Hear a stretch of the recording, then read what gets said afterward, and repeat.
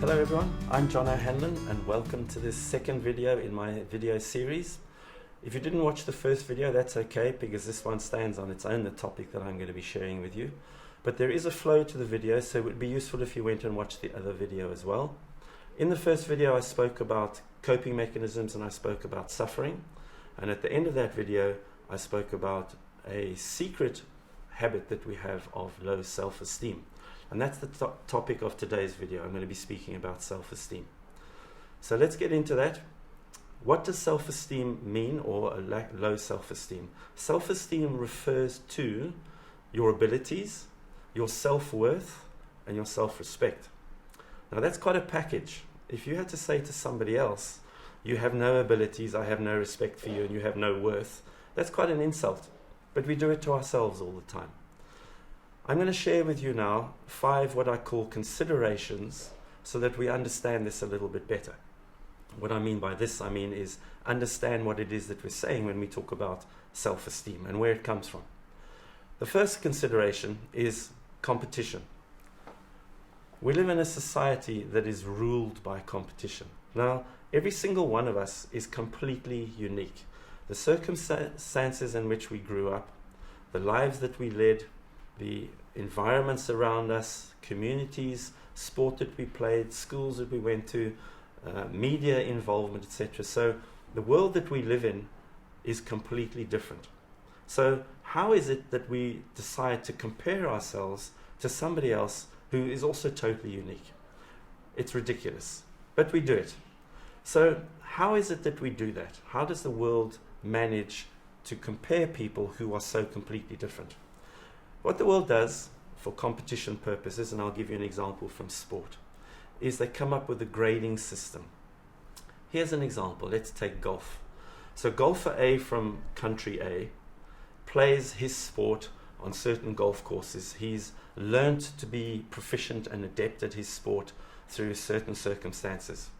Then you have golfer B in a different country who's done it all completely different way, plays on other courses. Now the world has a grading system where they will take golfer A, they'll compare them to golfer B according to some or other metrics, such as amount of money that he's won in tournaments, and then you come up with a system which says, okay, golfer B is better than golfer A. The way I've described it, I think you'll agree, it's quite ridiculous that we do that. There's a last point that I want to add into this consideration, a really important point. What I often do as a joke when I tell people my name is I say, my name is Jonathan Paul O'Hanlon the First. Well, not only am I the first, but I'm the one and only, and so are you. There is only one person on the planet who is like you, exactly like you, and does things exactly the way that you do them. So for instance, if I take 100 people that I'm standing next to, and we all have a goal to achieve or a destination to arrive at, it's very likely that we will all arrive at that destination. But the key is that we will all get there a different way. It's not the end result that matters, it's the path that we follow. And that's the key point. The second consideration is similar to the first one, but it relates to society, and here the media plays a role. Society has created for us numerous rules and regulations that we need to follow. Now, of course, some rules and regulations, many of them are necessary. So it's not a good idea to drive the wrong way down a one-way street. But what the two results of too many rules and regulations in our lives are the following. The first one is that we operate on automatic. People are telling us what to do. People will often say, it's always been done that way, or you don't do it that way, or that's what's expected in society. So we end up operating on automatic and following rules that other people have set for us. The second problem is that we lose our individuality. We stop thinking for ourselves. We no longer do things according to who and what we are. We do things according to what society tells us to do. And because we're only operating on automatic, we naturally fit into the competitive society that exists out there. And because we compete, we have low self-esteem. The third consideration that I'm going to share with you is a story. It's a story about 2 fingers. So a little boy goes up to his dad one day and he says, Dad, what am I worth? What's my value? And the father says to him, I want you to take this rock and I want you to go down to the market. And if somebody asks to buy this rock from you, you don't give them a price, you just hold up 2 fingers. So the boy does that. He goes to the market, and a woman there says, "Oh, little boy, I'd like to buy that rock from you. What is it worth?" And he holds up 2 fingers. And she says, "Oh, it's worth 200 rand. So he runs back to his dad and he says, "Dad, the woman said it's worth 200 rand. He says, "Okay, take the rock now and go down to the museum and hold up the rock there. And if they want to buy it from you, don't give them a value, just hold up 2 fingers." So the museum curator says to the little boy, "Oh, I'd like to buy that rock. What is it worth?" And the little boy holds up 2 fingers. He says, "Oh, it's worth 2,000 rand. And the little boy runs back to his dad and he says, "Dad, it's worth 2,000 rand. And Dad says, "One more. Take the rock and go to a semi-precious stone store. And when he asks how much it's worth, you just hold up 2 fingers." So the little boy does that. The owner of the semi-precious stone store asks him what it's worth. He holds up 2 fingers and he says, "Oh, it's worth 2 million rand. So the little boy runs back to his dad and he says, "Oh, the owner of the semi-precious stone store wanted to buy it from me for 2 million rand. So the father says, "Well, the moral of the story is you ask me what your value is and what you're worth. And you can see that, like the rock, your value and your worth is often determined by other people based on what they value and based on the circumstances in which they're operating. Do not look at life that way and your own value in life.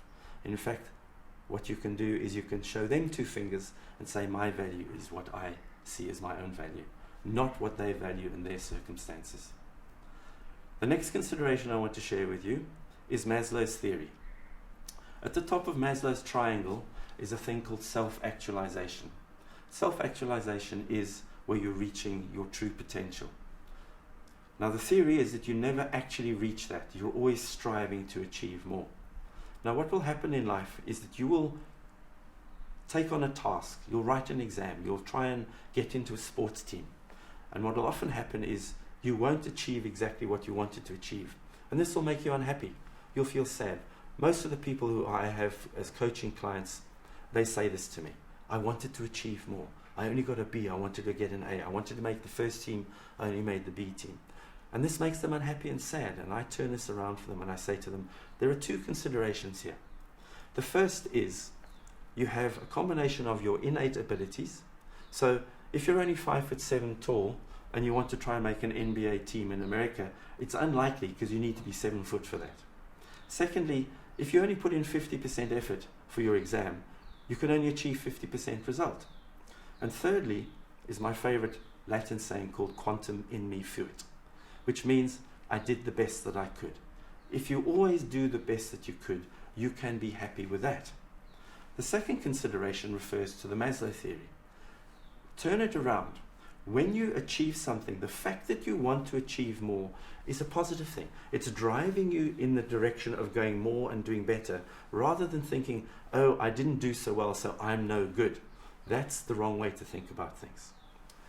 The fifth and the last consideration that I'd like to share with you is fear of failure and fear of ridicule. And an easy example for that one that applies to many people is fear of public speaking. If we look at that and we analyze it properly, it's not actually a fear of speaking, and it's not a fear of speaking to people. What you really fear is the fact that people are going to think that you're no good at what you're doing. People are going to think that your message is rubbish, and people aren't going to like you. It's not actually the fear of public speaking. It's those 3. Now, how do they determine whether you're good or whether they like you? They apply the competition rule. They have to compare you to somebody else, or to themselves, or to something else that they've seen. And what do they know about you? What do they know about your abilities? What do they know about whether you're a good or a bad person? But because we fear those 3 things, we will sabotage ourselves and we will say, "I'm not going to go and do that because I will be no good." Lack of self-esteem.